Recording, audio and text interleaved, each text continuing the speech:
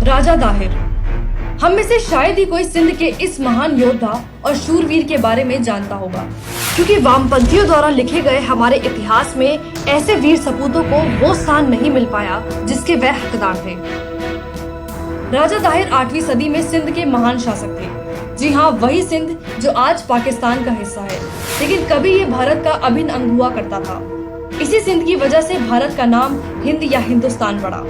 चक्रवर्ती महाराज दशरथ की पत्नी केकई भी इसी सिंध से थी। ऐसे में सिंध का भारतीय संस्कृति से पुराना नाता रहा है।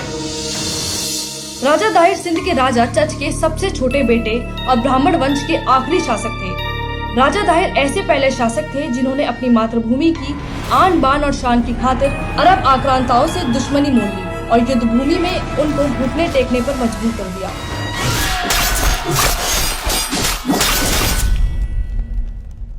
ये राजा दाहिर ही थे जिन्होंने अपराजयी समझने वाली अरब की खलीफा सेना को 14 बार घुटने टेकने पर मजबूर कर दिया।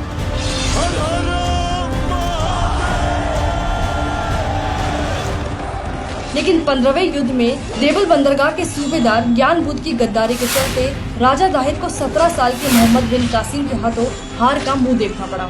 सूबेदार ज्ञानबुद्ध ने रात में विश्राम कर रहे सैनिकों के शिविरों में खलीफा की सेना को प्रवेश करा दिया, जिन्होंने युद्ध नियमों की धज्जियां उड़ाते हुए सोए सैनिकों पर धावा बोल दिया और उनका नरसंहार शुरू कर दिया।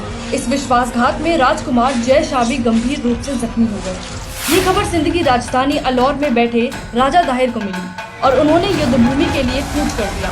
जयचंद और मीर जाफर जैसे विश्वासघातियों ने एक बार फिर मातृभूमि को कलंकित किया और पहले से बिछाए विस्फोटकों में आग लगा दी, जिससे घोड़े, हाथी और ऊंट बिदक कर इधर उधर भागने लगे। इसी बीच दुश्मन सेना की ओर से चला एक तीर सीधे राजा दाहिर की आंखों में घुस गया और वह हाथी से गिर पड़े। युद्ध भूमि में जख्मी शेर की तरह गिरे राजा दाहिर पर अरबी सेना ने भेड़ियों की तरह हमला कर दिया। शेर की तरह लड़ते हुए राजा दाहिर वीर गति को प्राप्त हुए। इस युद्ध का असर लेकिन सदियों बाद तक भारत पर पड़ा। पाकिस्तान मूवमेंट के समय मुस्लिम लीग ने अरबी कासिम को अपना हीरो बनाया, जो आज भी पाकिस्तान अपना इतिहास कासिम के सिंध जीतने से शुरू करता है, साथ ही कासिम को पहला पाकिस्तानी तक बताता है। डॉक्टर अंबेडकर अपनी किताब पाकिस्तान में लिखते हैं, युद्ध जीतने के बाद मोहम्मद बिन कासिम ने राजा दाहिर के कटे हुए सर के साथ हज्जाज को एक पत्र भेजा था, जिसमें लिखा था, राजा दाहिर के भतीजे और योद्धाओं और प्रमुख अधिकारियों को ठिकाने लगा दिया गया है और मूर्ति पूजकों को या तो इस्लाम में दीक्षित कर दिया गया है, अन्यथा उन्हें तबाह कर दिया गया है। मंदिरों के स्थान पर मस्जिदें बना दी गई हैं। इस पत्र के जवाब में हज्जाज ने कासिम को लिखा, मूर्ति पूजकों से कोई रियायत ना बरती जाए। तुम्हें माफ करने के लिए तुरंत तैयार नहीं होना चाहिए, क्योंकि इससे तुम्हारा काम और बढ़ जाएगा। किसी को भी ना बख्शो।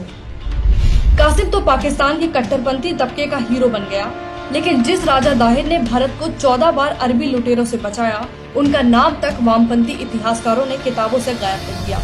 बाबर, लोधी और औरंगजेब जैसे लुटेरों और हत्यारों के नामों पर महलों और सड़कों के नाम रखने वाली भारत की सेक्युलर सरकारों ने एक गली तक का नाम राजा दाहिर के नाम पर नहीं रखा। अरब में जन्म और तुर्की के खलीफा के समर्थन में भारत में खिलाफत आंदोलन चलाने वाले मौलाना आजाद और सेक्युलरिज्म के चैंपियन नेहरू द्वारा स्वतंत्र भारत की शिक्षा नीति ऐसी बनाई गई कि अरबों से लोहा लेने वाले हमारे नायकों का नाम तक आज हमें याद नहीं, लेकिन जिन्होंने सदियों इस देश को लूटा और यहाँ नरसंहार किए, उन्हें किताबों में महान बताया जाता है।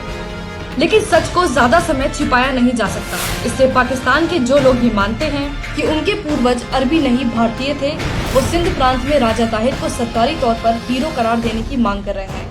तो वहीं भारत के लोग कांग्रेसी सरकारों के झूठे सेक्युलरिज्म को अब और सहने के मूड में नहीं है। इसलिए जब तक राष्ट्रगान में पंजाब, सिंध, गुजरात, मराठा लिखा है, तब तक सिंध हमारा है, और जब तक सिंध हमारा है, तब तक राजा दाहिर हमारे हीरो थे, हीरो हैं और हीरो रहेंगे।